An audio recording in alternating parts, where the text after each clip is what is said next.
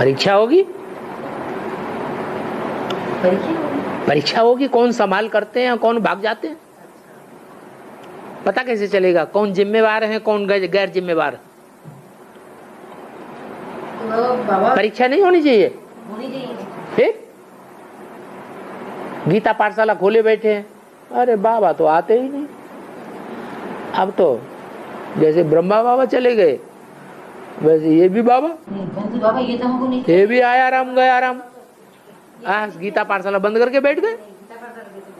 इंतजार करेंगे ना बाबा, साल भर के बाद वापस आएगा। साल भर के बाद, और ना आया तो आएगा पक्का निश्चय है। तो अज्ञातवास है, ना आया तो आएगा, ये तो निश्चय है ना बाबा। ये क्या बात हुई? दूसरे रूप में आ गया तो उन्होंने पहचाना, तो वो तो बहुरूपी है। वो तो साल भर भी बहुरूपी में ही रहेगा। अरे बाबा ने बोला है ये ब्रह्मा तो पुरानी जूती है। क्या भारत में स्त्री को जूती माना जाता है? मुरली में क्या बोला? भारतवर्ष में स्त्री को जूती माना जाता है। ये ब्रह्मा भी पुरानी जूती है, माने ये जूती भी खलास होने वाली है, फिर नई जूती लेंगे।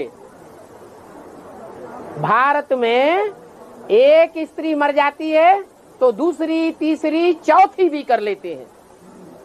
इसका मतलब इशारा दे दिया, कितनी बदली करेंगे? कम से कम 4 तो बदली करें।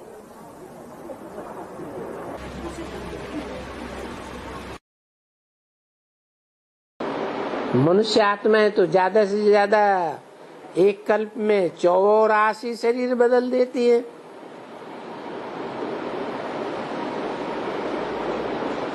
शिव परमपिता परमात्मा शरीर नहीं बदलते।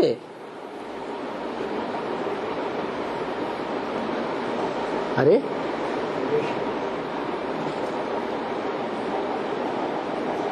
36 में, 47 में, 76 में या भविष्य में आने वाले 40 वर्ष पूरे होने वाले टाइम पर शरीर बदलते हैं या नहीं बदलते हैं? बदलते हैं। अभी तो कहा मैं घड़ी घड़ी शरीर तो नहीं बदलता हूँ।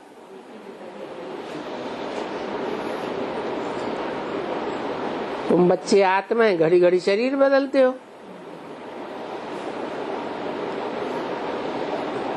तो सन 36 में भी जिस शरीर में आया वो शरीर बाद में लोप हो गया क्या? रहता है या नहीं रहता है? हैं? नहीं रहता। अच्छा, शरीर एक प्रकार का होता है या 2 प्रकार के?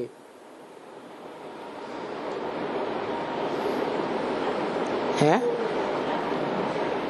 ये जो स्थूल शरीर हम देखते हैं यही शरीर है या ये स्थूल शरीर छोड़ने के बाद भी शरीर रहता है?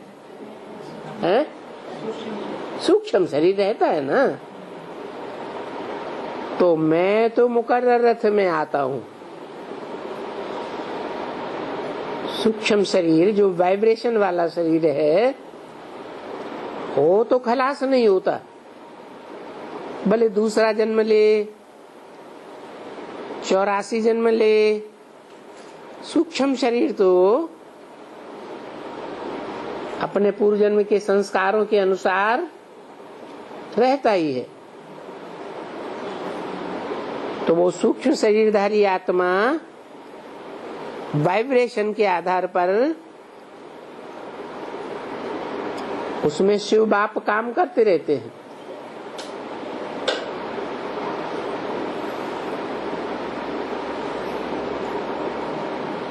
छत्तीस में भी आए, ज्ञान का बीज डाला। जो ज्ञान का बीज डाला वो भी तो एक वाइब्रेशन है।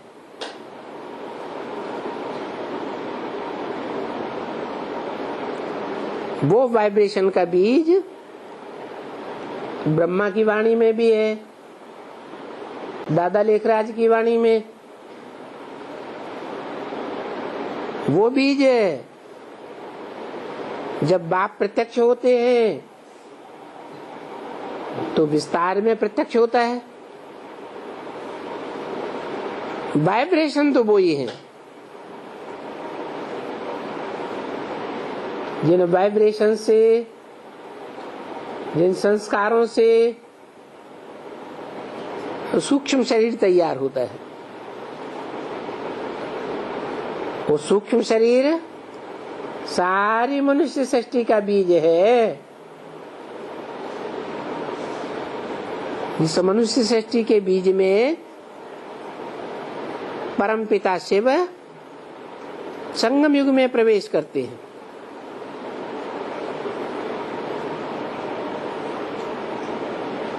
वो एक ही बार आते हैं।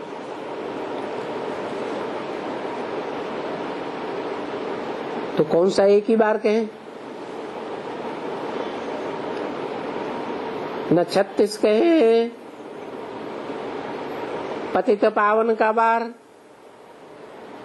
न 47 कहें,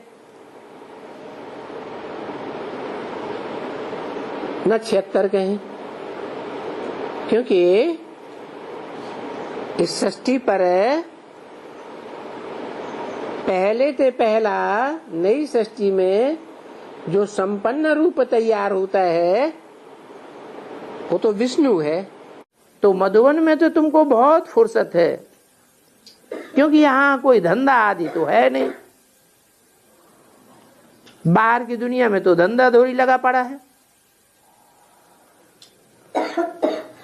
यहाँ तो सभी योगी रहते हैं, तो योग से आत्मा पावन बनती है। कोई भी छीछी याद बुद्धि में नहीं आवे। सुप्रीम शांति, जब सुप्रीम शांति हो जाएगी फिर नाम रखेंगे टावर ऑफ साइलेंस। किसका? किसका नाम रखेंगे? महामधुवन का। कहाँ होगा? अरे जरूर माउंट आबू में ही होगा। जो टावर बनते हैं शहरों शहरों में, टावर होते हैं ना, तो जो नंबर 1 टावर होंगे वो फिर वहां जावेंगे। पिछाड़ी को तुम्हारी ऐसी अवस्था हो जाएगी कि तुम नंबर 1 टावर बन जावेंगे और बहुत ही खुशी से शरीर छोड़ेंगे। अंतमते सुगति हो जाएगी। कितने होंगे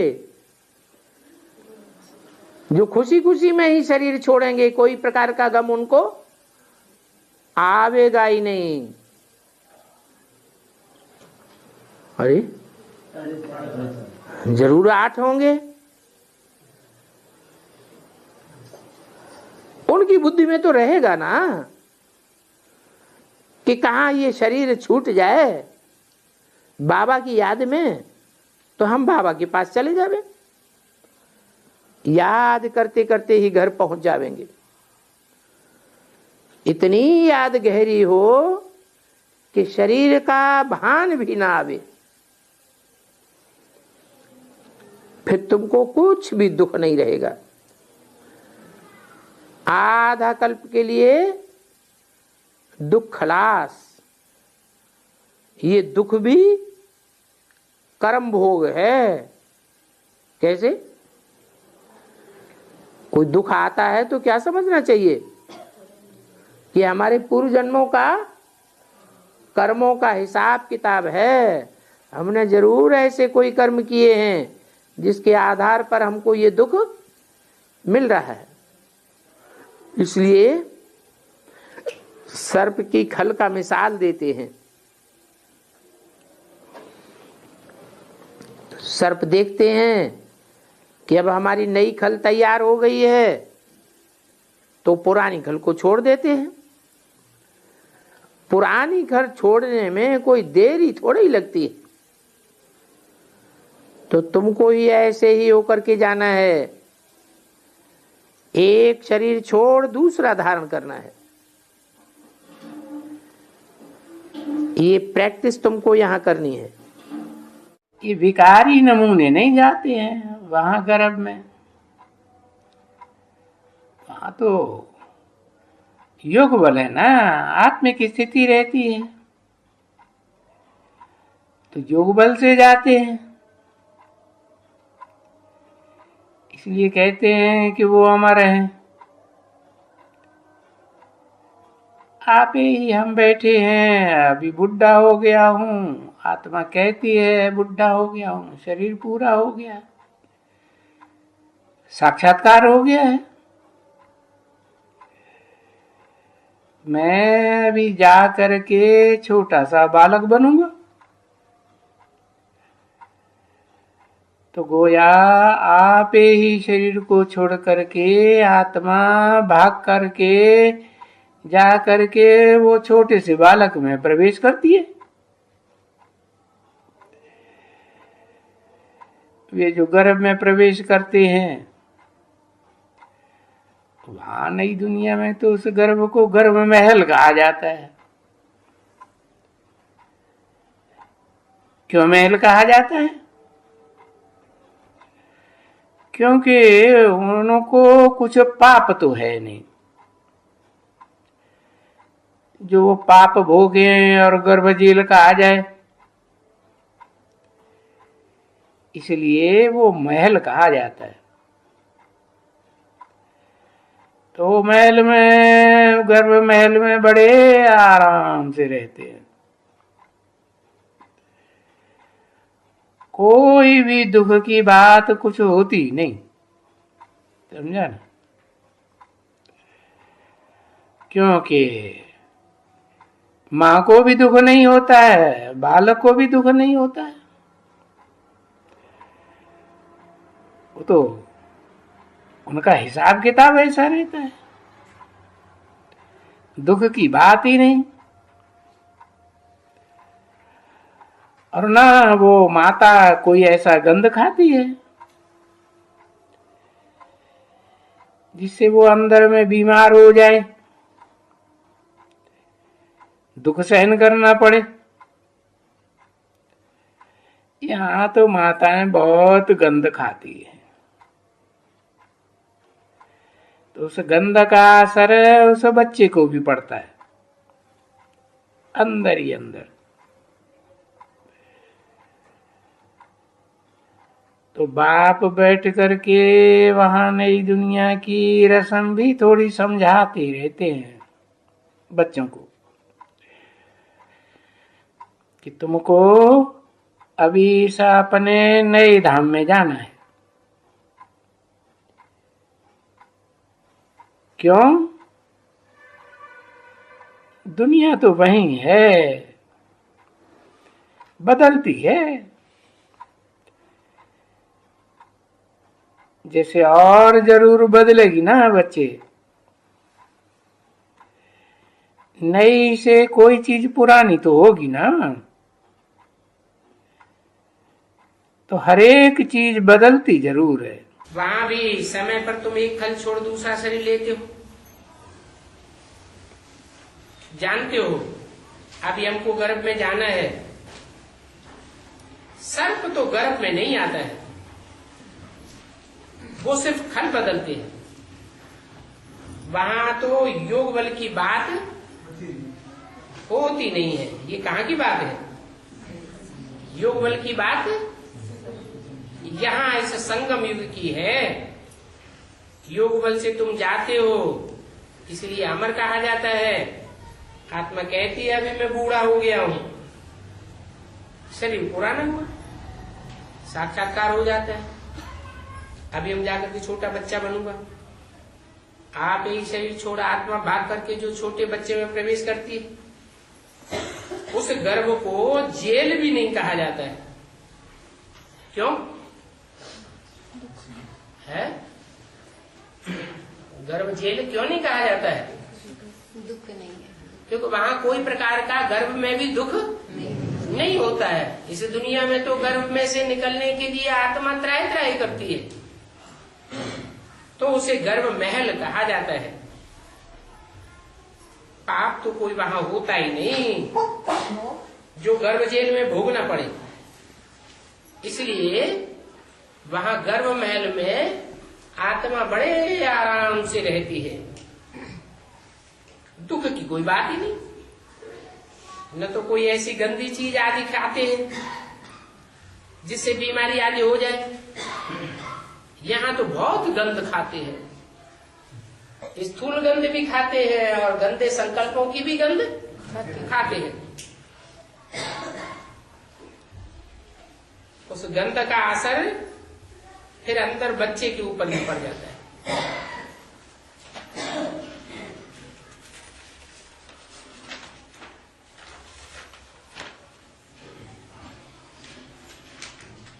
तो बाप वहां नई दुनिया की रस्म आदि सभी समझाए रहे।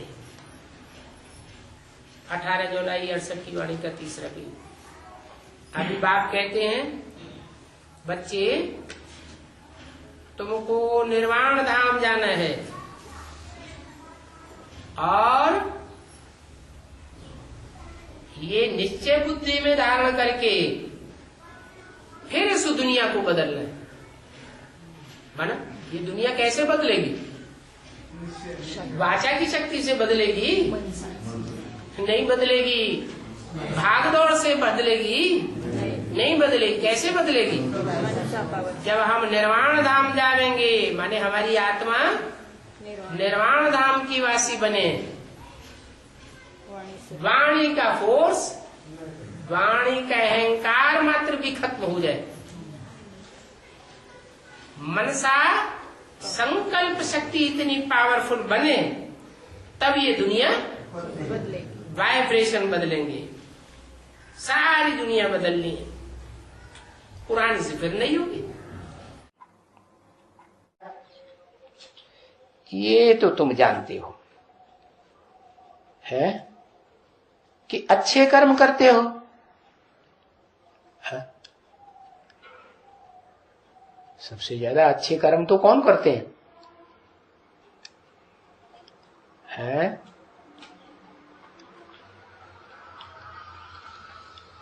हाँ, देवताएं अच्छे कर्म करते हैं। अच्छे कर्म करते हैं तो उनको अच्छा ही मिलेगा। यहाँ कर्म नीचे वो करेंगे तो फिर नीची प्राप्ति होती है। तो जो जो अच्छा कर्म करता है तो वो जाकर के दूसरे जन्म में बहुत अच्छे कुल में जन्म लेता है। ये बहुत अच्छा कुल क्या हुआ है? एक तो देवताओं का कुल और फिर दूसरा देवताओं का कुल तो कहेंगे 16 कला संपूर्ण। हाँ, उनको कहेंगे वैष्णव कुल। ये बाबा भले चला जावे, मुरली में वाक्य है, ये बाबा भले चला जावे लेकिन मम्मा यज्ञ की अंत तक पालना करेगी। चलो पहले बेसिक नॉलेज में ही पकड़ लो। बेसिक नॉलेज में अम्मा कौन है? ऐसे तो नहीं है कि बेसिक के महावाक्य झूठे साबित हो जाएंगे, बेसिक में भी तो सच्चे साबित होंगे। तो बेसिक मम्मा कौन और बाबा कौन? ब्रह्मा बाबा बाबा, और मम्मा ओम राधे सरस्वती। वो तो शरीर छोड़ दिया उन्होंने पहले ही, मम्मा ने पहले शरीर छोड़ा और बाबा ने बाद में शरीर छोड़ा। तो ये तो समस्या हो गई क्या कि ये बाबा ने क्या कह दिया? मम्मा अंत तक यज्ञ की पालना करेगी और बाबा भले चला जावे। चलो बेसिक में बाबा भी गया और मम्मा भी गई। तो क्या बाबा का महावाक्य झूठा हुआ? झूठा कैसे हो सकता है? बाबा ने तो पहले ही बता दिया, इन ब्रह्मा सरस्वती को मम्मा बाबा नहीं कहेंगे। तो साबित हुआ उनकी तो बात ही नहीं। फिर किन को मम्मा बाबा कहेंगे? जो यज्ञ के आदि में मम्मा बाबा के भी मामा बाबा थे। मम्मा बाबा को भी पढ़ाई पढ़ाते थे, डायरेक्शन देते थे, टीचर बनकर बैठते थे, उनमें शिव बाबा प्रवेश करते थे। ऐसे बाकी मुरली में है ना। तो असली मम्मा बाबा कौन हुए? आदि वाले। उनमें से कहा है कि एडवांस ज्ञान जब शुरू होता है और बाप के रूप में जब प्रत्यक्ष होता है तो उस समय बाबा भल चला जावे। क्या है? सुप्रीम सोल को बाबा कहा जाता है क्या? साकार को बाबा कहा जाता है या सुप्रीम सोल को बाबा कहा जाता है? साकार को बाबा कहा जाता है। माने बाबा जो है वो भल चला जावे। तो जो निमित्त बनता है उसकी तो याद रहती है। मालूम पड़ता है ना कि हम ज्ञान में जो बुद्धि जा रही है वो कौन से साकार के पास ज्यादा जा रही है? जैसे मान लो ब्रह्मा कुमार कुमारी हैं तो उनकी बुद्धि ज्यादा किसके पास खींचती है? हाँ, बढ़िया होंगे तो ब्रह्मा के पास, मध्यम होंगे तो दीदी दादी दादाओं के पास, नहीं तो फिर आपस में ही एक दूसरे को गुरु बना के बैठ जाते हैं। सीढ़ी में दिखाया है ना, क्या मनुष्य का गुरु बन के बैठ जाता है। तो पता तो लग जाएगा ना। मतलब ब्रह्मा की सोल के बारे में तो पक्का पता चल गया सबको। वो तो कृष्ण के रूप में जन्म लेगी सती में। क्या साबित हुआ कि अगर उनको ही कोई बहुत याद करता है तो कब से आएगा? सतयुग के पहले जन्म से, पहले सीन से आएगा। तो पहले सीन में कितने कला संपूर्ण होते हैं? प्योर 16 कला संपूर्ण। कृष्ण को याद करने वाले जिनकी बुद्धि कृष्ण में ज्यादा लटकती है, खिंचती है, तो वो वहां जरूर जाएंगे। तो फिर उतना फिर प्योर भी तो बनना है ना खुद। ऐसे नहीं कि मार पीट के बने, वो हिसाब किताब खलास करके बने धर्मराज के पास जाके।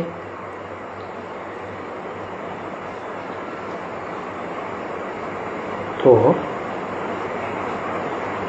अच्छे से याद करना है।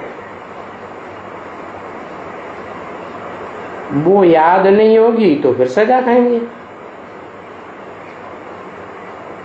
क्योंकि बच्चे जाना तो सभी को है वापस ना है।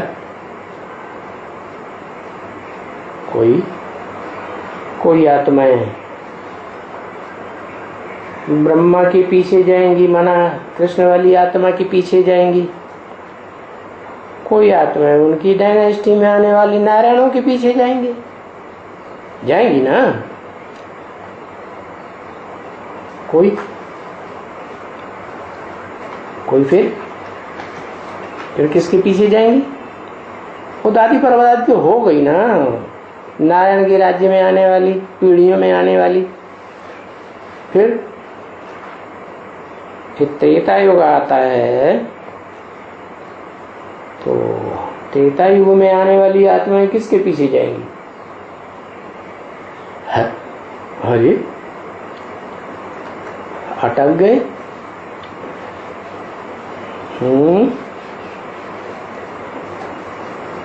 त्रेता युग में जो आएंगी कम कला वाले देवता तो सभी जानते हैं कि हाँ सत्युग के बाद कम कलाएं हो जाएंगी किसके पीछे? है दो तरह की हैं। एक तो वो आत्माएं हैं जो पहले से जन्म लेती हुई आ रही है त्रेता में, सतयुग से ही जन्म लेके आ रही है? और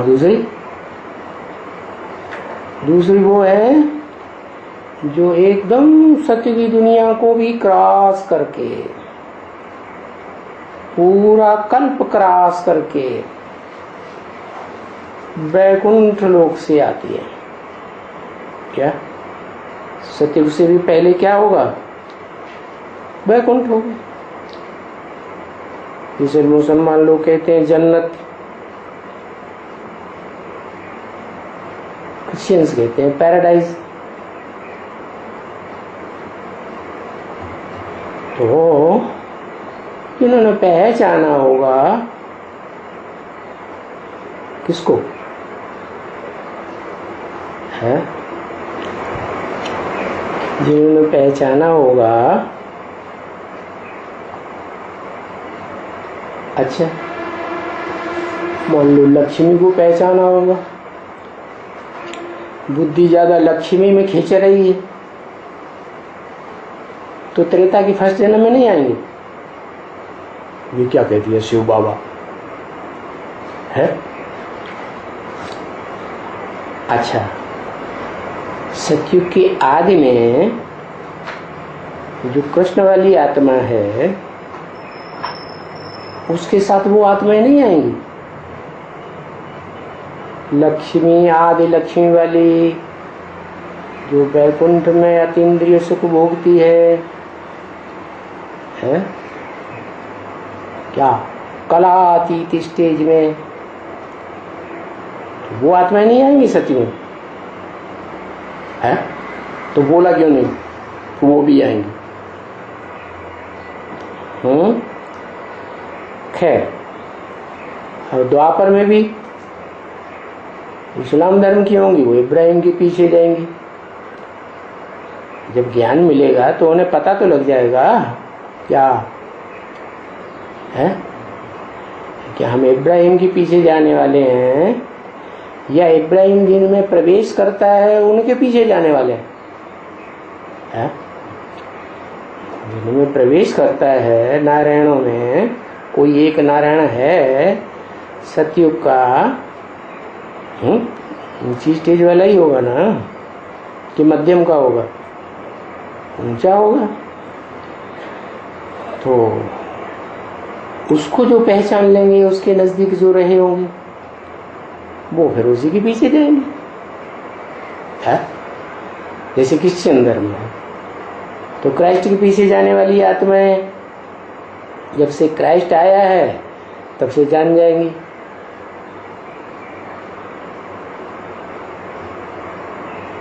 क्या जान जाएंगी? कि हमको क्राइस्ट के पीछे जाना है। लेकिन जिन्होंने जान लिया क्राइस्ट तो जीसस में प्रवेश करता है, जीसस तो उससे भी ज्यादा पुराना हो गया है, और ज्ञान मिलेगा तो ये भी जान जाएंगे वो जीसस वाली आत्मा सतयुग में आती है कि नहीं आती है, जानेंगी ना। तो वो फिर उस नारायण को पहचान लेंगी, कहाँ? संगम में ही, और उसके पीछे जाएंगी। तो वापस जाते समय सबके अपने अपने ग्रुप होते हैं क्या है? हाँ, फिर राम सीता वाली आत्माएं किसके पीछे जाएंगी?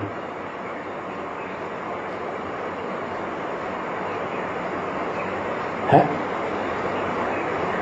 चुप, अरे किसके पीछे जाएंगी? है लक्ष्मी नारायण की भी। लक्ष्मी नारायण अलग है, और लक्ष्मी नारायण ऊंचे हो गए और राम वाली आत्मा नीची हो गई।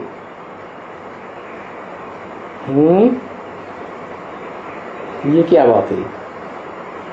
और लक्ष्मी नारायण में भी तो अव्वल नंबर का लक्ष्मी नारायण या बाद वाले लक्ष्मी नारायण? अव्वल नंबर का तो आदि नारायण कहा जाता है। तो आदि नारायण ऊंचे हो गए और राम वाली आत्मा नीचे हो गई, तो बहुत बढ़िया ज्ञान उठाया। क्यों? अरे राम वाली आत्मा, सीता वाली जिसको कहते हैं, राम सीता, त्रेता में पहला गद्दी जमाई जाएगी तो उसमें जो राम सीता नाम पड़ेगा तो वो आत्माएं तो कल पूर्व से ही है, सती की दुनिया को बनाने वाली ही है मिलजुल करके। तो उनमें जिनकी बुद्धि लटकी रही होगी वो तो उन्हीं के पीछे जाएंगे। लेकिन फिर जिनको राम सीता कहा जाता है या कोई दूसरा नाम भी है तो वो किसके पीछे जाएंगे? और उनमें भी 2 नंबर है ना, एक राम वाली आत्मा और एक सीता वाली आत्मा। तो जो राम वाली आत्मा किसके पीछे जाएगी या सीता वाली आत्मा किसके पीछे जाएगी?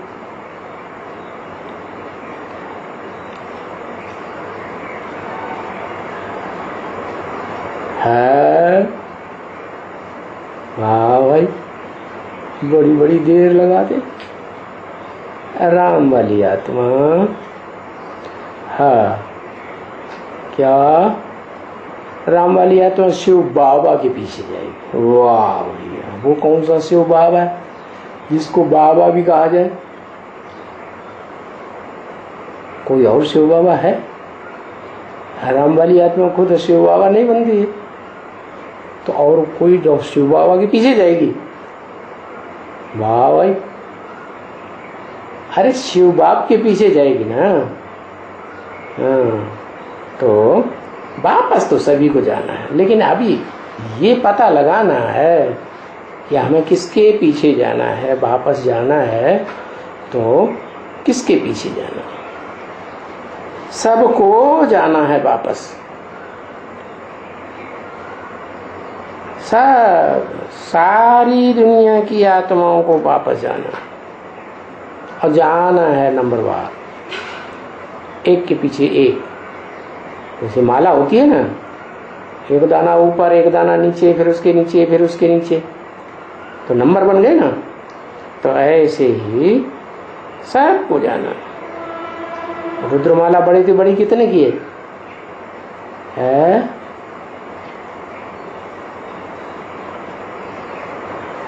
बड़े थे बड़ी रुद्रमाला, बड़े थे बड़ी पूछ रहे हैं तो वो रुद्रमाला बड़े के बड़ी कितने की है, कितनी संख्या की है? तो रुद्रमाला बड़े के बड़ी है 500-700 करोड़ की सारी रुद्रमाला है।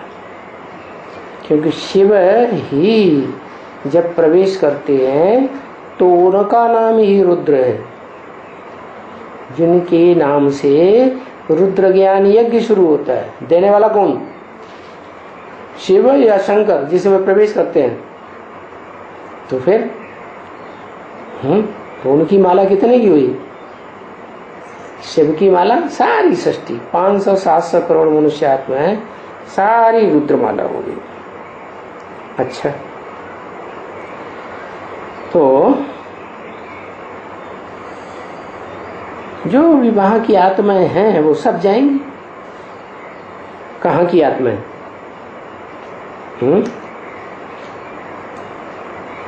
कहाँ की आत्माएं?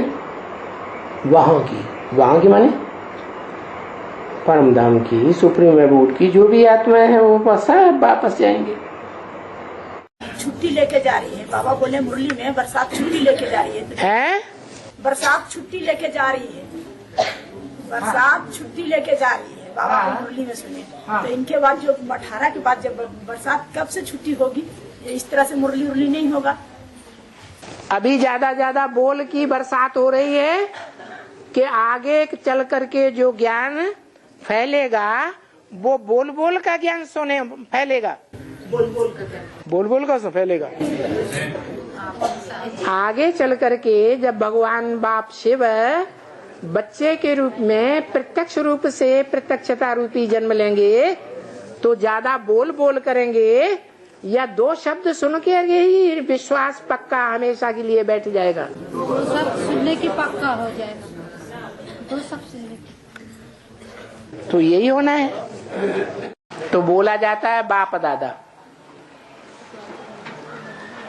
खुदान खास्ता बाप अगर शरीर छोड़ता है तो सारी सत्ता किसके हाथ में आती है?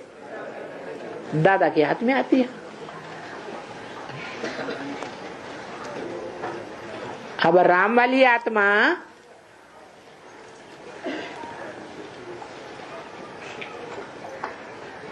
पुरुषार्थ कब पूरा करती है?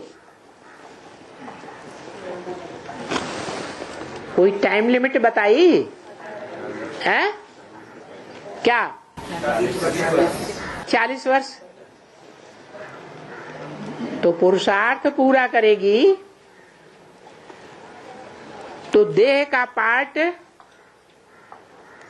बंद हो जाएगा या चालू रहेगा? देहवान खलास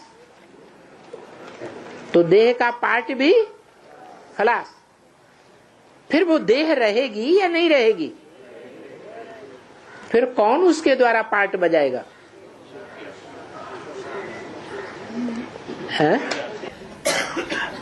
है कौन?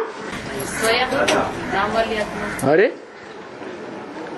वो तो प्रैक्टिकल में देह को त्याग दिया। तो बाप कहते हैं पहले सूक्ष्म सृष्टि रचता हूं। वो सूक्ष्म सृष्टि कोई सदगति नहीं है। मनन चिंतन मंथन के आधार पर नई दुनिया का नक्शा तुम्हारी बुद्धि में तैयार करता हूं। वो नई दुनिया का जो नक्शा सूक्ष्म में तैयार होता है वो कोई नई दुनिया नहीं है, वो कोई तुम्हारी सदगति नहीं है। ये ब्रह्मा विष्णु शंकर भी अपना पार्ट बजाए फिर वापस चले जाएंगे। क्या कहा? जो सूक्ष्म वतनवासी ब्रह्मा विष्णु शंकर हैं वो भी अपना पार्ट बजाए कहाँ चले जाएंगे? कहाँ वापस आएंगे? वापस कहाँ जाएंगे? निर्वाण धाम जाएंगे। निर्वाण धाम ऊंचे ऊंच धाम है। ऊंचते ऊंच पार्ट बजाने वाली आत्माएं कहाँ रहेंगी? ऊंचते ऊंच धाम में ही रहेंगी।